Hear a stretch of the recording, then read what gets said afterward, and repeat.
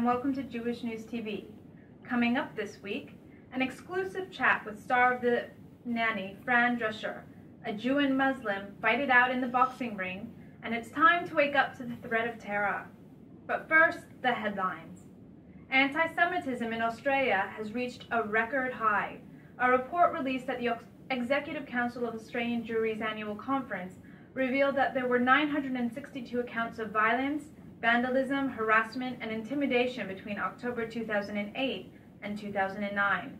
Physical assaults were down to just 27, but according to the report's author, Jeremy Jones, a surge in verbal abuse in the streets and offensive emails took the overall number of reported incidents to double the annual average.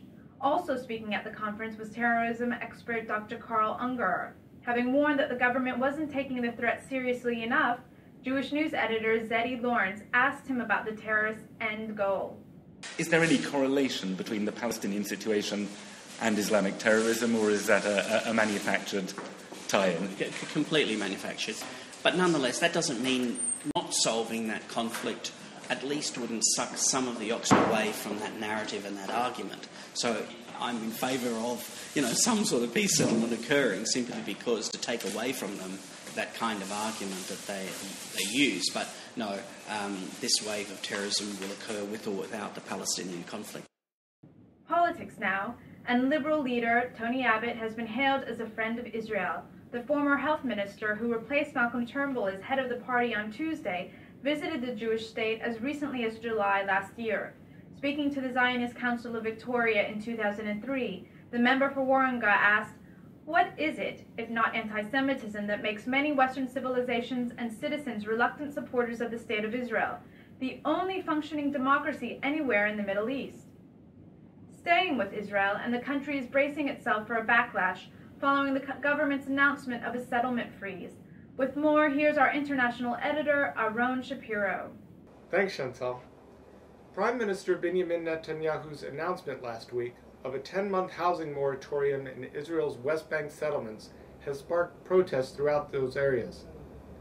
Inspectors looking to enforce the freeze were greeted by masses of demonstrators who attempted to block entry to their communities. While most inspectors were able to carry out their duties, the unrest is expected to be just the opening salvo in a long campaign by the settlers to reverse the government's decision. That's something we'll be following in the days ahead. Aaron, just how far do you think the settlers will take their protest? Well, Chantal, they'll go far enough to keep the headlines, but not so far as to lose the support within the Israeli community. Entertainment news. And the wedding of the year between Jeffrey Edelstein and Bryn Gordon saw a host of celebrities flocking to Melbourne to join in the celebrations. Among the stars in attendance was the nanny's Fran Drescher. Having beaten uterine cancer, the award-winning actress has now set up her own organization, Cancer Schmancer, to help tackle the disease. Jewish News arts editor Lexi Landsman spoke to Fran about her campaigning work. Tell me about the work that you do with the foundation and about spreading that message that stage one is the cure. We have DVDs, we have programs called Fran Vans, which go into low-income neighborhoods and really target those women to take control of their bodies and educate them on the early warning whispers and encourage them to get tested. And I'm constantly public speaking all over the world, and on television and in magazines and newspapers, and we reach millions of people each year. Fran Drescher there speaking to Lexi Landsman. From the world of celebrity to the world of sport with his ringside seat, here's David Weiner. Thanks, Chantal. We start with football, and 20-year-old Lawrence Brodie has been offered a contract with English Division 1 side Oldham Athletic. But the Maccabi Juniors' dreams of playing professional football in England have been put on hold after he failed to gain a work permit. All is not lost though. Brodie jets off to Europe again soon, and after impressing in England's rough lower leagues, he will now trial in Belgium. Still with English football, and as we predicted last week, Israeli coach Avram Grant has taken over at struggling Premier League club Portsmouth.